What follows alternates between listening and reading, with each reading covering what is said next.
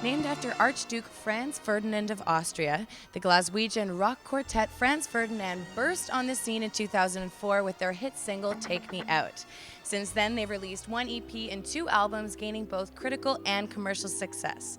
I'm Sarah-Westwood, and I caught up with the band at the Commodore Ballroom in Vancouver, BC, to talk about their music, their label, and their much-anticipated third album.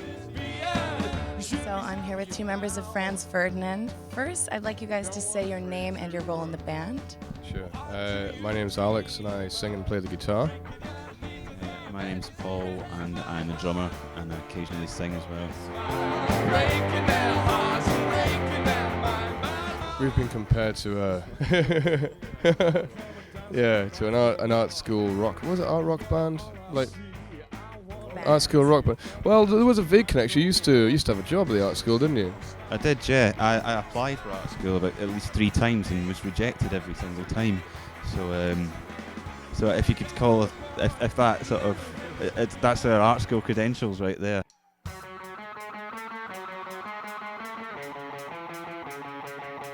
And maybe with a band like Roxy Music or The Who or whatever these sort of art rock bands are supposed to be, there is maybe a sort of visual aesthetic which ties in with the music as well. You know, I always think of how a band looks and their artwork. But when I listen to the music, it's all connected to me. It's just a different way of expressing a song.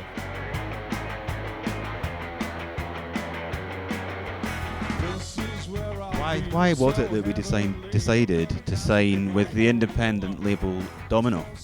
Domino's, yeah, it's a UK independent label. It's quite different from the major labels. It's run by one guy rather than being a corporation. And we got on really well with that one guy, a guy called Lawrence Bell, and liked his attitude to making the music and liked all the bands that were on the label and the whole identity of the label. And when you're with a label like that, there tends to be more of a creative freedom. You know, they tend to have faith in you creatively and allow you to do things that maybe a major label might question because it isn't necessarily as immediately commercially viable. I think that was probably Nick that was talking about the African influences more.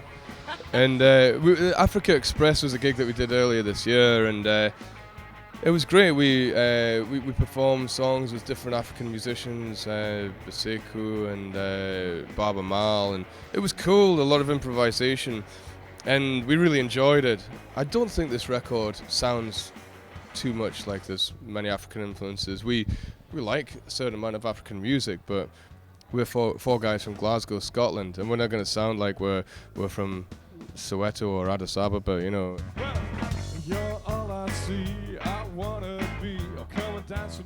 Allow me that you allow the appropriate amount of space for the building that dance tracks employ that a lot of rock bands don't. No, it's true. Like the dynamics and the arrangements of dance music are usually very different from the arrangement of a rock song, and we probably use the kind of arrangements that you find more in sort of dance music. And you're right, there's more space and more room for the rhythm to kind of take you on, and more of a build as well.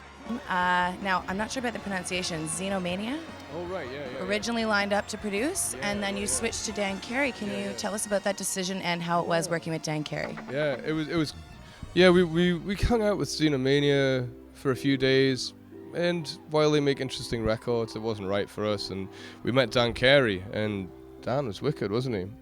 He was really, Dan, saved the soul of the record, didn't he? I think so, yeah. He's a good collaborator, and that's what we look for in a producer, as a collaborator, not somebody that's going to sort of kind of try and wrestle control from us. Yeah, he's a good laugh as well, you know, got on him, had a good time, yeah. That's important. Yeah, no, I think it is, because when you get a producer, it's almost like inviting somebody else to join your band, and it's got to be a friend, like somebody that, you have a good time with.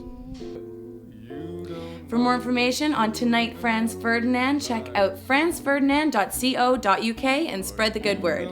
I'm Sarah-Westwood reporting for Vancouver I Am.